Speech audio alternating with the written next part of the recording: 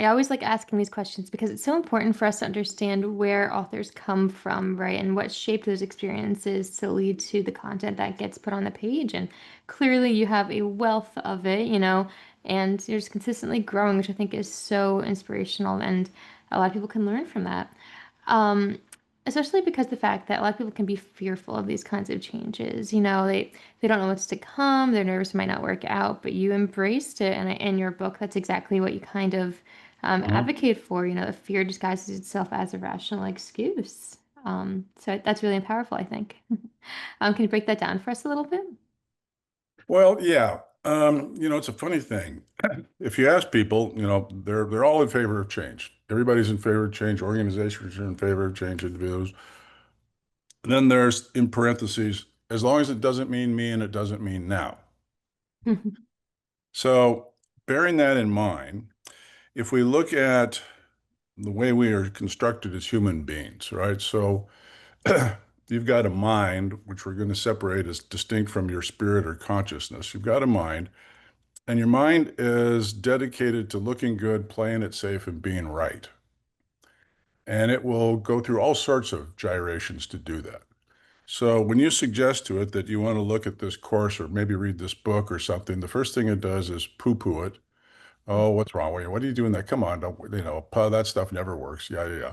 And what's going on there is your mind doesn't actually like the notion of change. It's going to be your biggest enemy as you go through the process. And so what we do is get a point to that, illuminate it, give you a heads up on what it's going to dish up for you.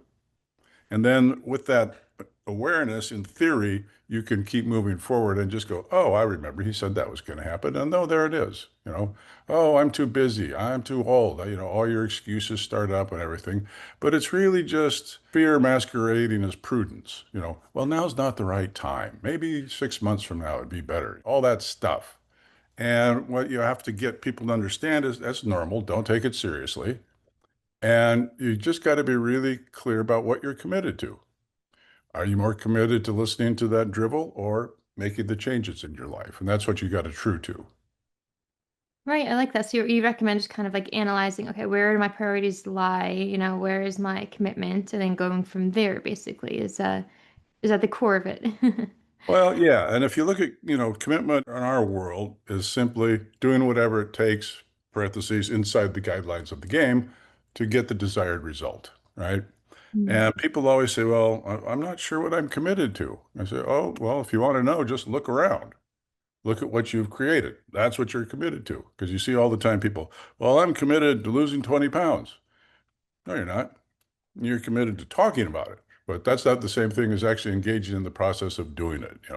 So Right. you just be aware of that gap.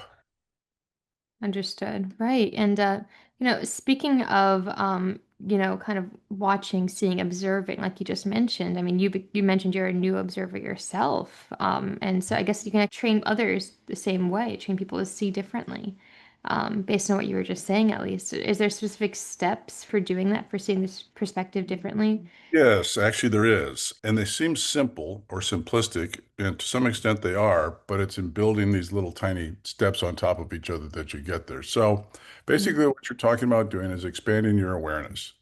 So you can do a simple little exercise, which is go out in your yard and look at a tree, right? So you go, oh yeah, okay, got it, that's a tree. But no, really spend some time looking at it. Note 5 or 6 things that you didn't normally see about it, right? Now note 5 or 6 more, because now you've got to really pay a different level of attention to it.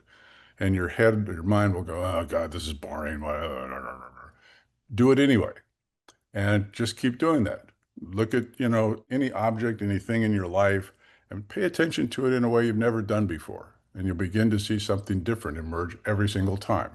And doing that over time drives that capacity for expansion of your awareness. And that's what it takes.